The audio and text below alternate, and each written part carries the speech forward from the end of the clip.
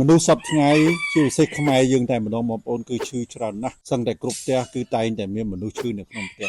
តើមកពីមូលហេតុអ្វីគឺដោយសារការផ្លាស់ប្ដូរទម្លាប់នៃការរស់នៅដោយសាររបៀបនៃការទទួលទានរបស់យើងគឺសុទ្ធតែត្រូវបានផ្លាស់ប្ដូរទាំងស្រុងបាទទាំងអស់នេះគឺជាបញ្ហាដែលធ្វើឲ្យបងប្អូនខូចសុខភាពការសម័យមុនបងប្អូនយើងខ្ចប់ម្ហូបអាហារដោយប្រើស្លឹកឈូកដោយប្រើស្លឹកចេកប៉ុន្តែសម័យ AI នេះសម័យទំនើបនេះបងប្អូនគឺការវេចខ្ចប់នេះត្រូវបានប្ដូរផ្លាស់ទៅជាប្រើប្រាស់ថង់ទៅជាប្រើប្រាស់កៅស៊ូឬក៏ផ្លាស្ទិកចឹងជាដើមបងប្អូនបាទអញ្ចឹងពេលដែលថង់ផ្លាស្ទិកពេលដែលកៅស៊ូនេះឯងវាត្រូវជាមួយនឹងអាហារក្តៅវារួមផ្សំជាមួយនឹងអាកាសធាតុដែលក្តៅហែងស្ទើរតែរាល់ថ្ងៃបែបនេះ